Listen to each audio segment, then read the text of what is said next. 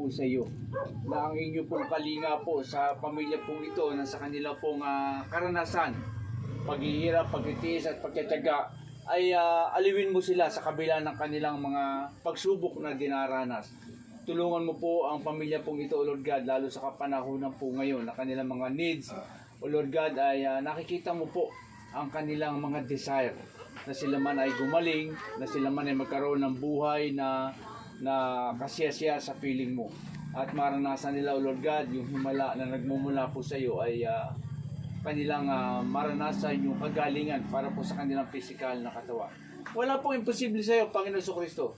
Ang lahat ng may karamdaman sa piling mo ay nagkakaroon ng kagalingan sapagkat sa pananampalataya ay nagkakaroon ng magandang koneksyon at dito kumikilos ka, Panginoon Kristo. Kaya ang dalangin ko po sa mga kapatid mo ito, tulungan mo po sila na umunlad ang kanilang mga paniniwala, pagtitiwala, pananampalataya sa iyong banal na pangalan, O Jesus. Pasugaw mo po rin sila ng mga manggagawa mo sa lugar ito upang maabot mo sila, maliwanagan nila ang layo ng buhay sa daigdig na ito, na merong Diyos, na merong Jesus na sa kanila ay nagmamahal.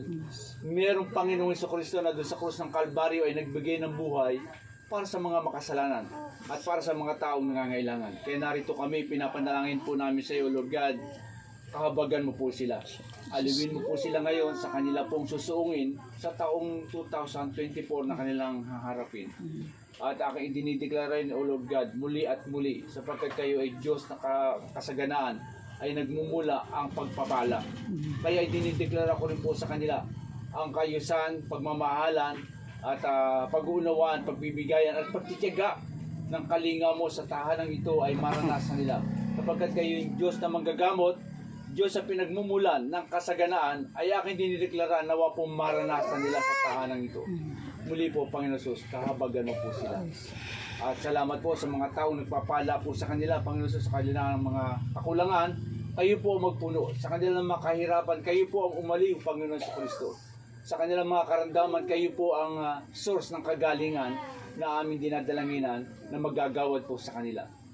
Muli po, sa pangalan mo, Panginoon Kristo, sabi mo, ano man ang hilingin niyo sa Ama, sa pangalan ko ay pagkakaloob mo. Kaya kami po ay dumadalangin, nawa po, Lord God, nakabot po sa iyong mga pandinig ang mga kahilingan namin ito para po sa pamilyang ito. Maging sa apat na sulok ng tahanang ito, Lord God, patsubuan mo po sila ng mga anghel mo mula sa kalangitan na mag-iingat sa kanila. At patuloy mo silang bigyan ng pag-asa. Makaranas sila, Panginoon Kristo, ng buhay isang ganap kasiyasiya sa piling mo. Pasaganayin mo po sila sa kanilang pananalapi upang matugunan ang lahat ng kanilang pangangailangan. Gayun din, pasaganayin mo po sila sa kanilang mga kalusugan upang maranasan nila yung kagalingang himala nagmumula sa iyo. At gayon din sa pananampalataya, paunlarin mo po sila.